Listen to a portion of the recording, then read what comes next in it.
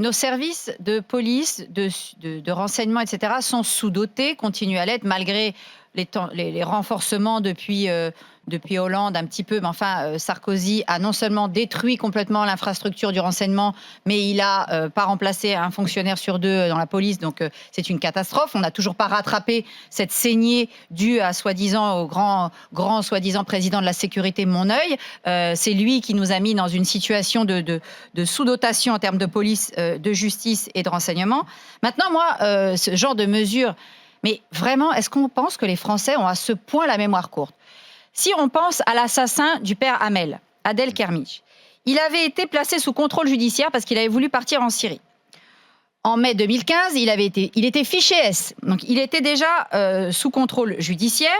Devant le juge Trévidic, il avait commencé à pleurnicher. Oui, donnez-moi une seconde chance. Le juge Trévidic avait dit non, celui-là, il nous embrouille. Il avait été incarcéré. Et là, une juge qui, elle aussi, trouvait qu'il avait l'air de bien, c'était un repenti, etc.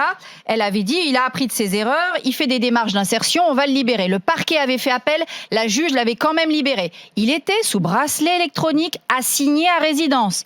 Il avait quand même des droits d'horaire de sortie. Hein. Et puis, il avait recréé un compte Telegram à la gloire de Daesh et compagnie.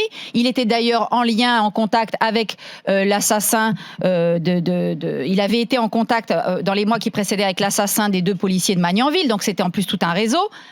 Et ce type-là, pendant une de ses permissions de sortie, qu'est-ce qu'il a fait? Il a pris un couteau, il est allé égorger le père Hamel et tenter d'assassiner d'autres gens dans une église. Donc quand on vient nous raconter, on les surveille, le bracelet électronique, le contrôle judiciaire, l'assignation à résidence, ce n'est pas vrai puisqu'on n'a pas assez de personnel pour surveiller. Il faut au moins une quinzaine de policiers à temps plein pour surveiller un djihadiste. Il faut arrêter de nous raconter des blagues. Donc il faut simplement avouer, dire on est impuissant, la justice libère des gens parce qu'ils sont arrivés au bout de leur peine.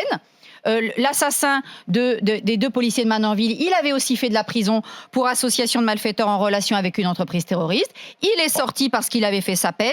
Il a été libéré, mis sur écoute, fiché S, et il a quand même commis des attentats. Donc, encore une fois, la ministre Belloubet... Depuis Daesh, 2016, depuis Daesh a été... Ça n'a rien à voir avec Daesh, tout ça. Non, mais depuis Daesh a été vaincu, si tu veux. Donc, parce que ces deux-là, ils n'étaient pas allés en Syrie. Hein. Oui, non, d'accord, mais parce que tu faisais référence aussi à l'endoctrinement, oui, aux allégeances.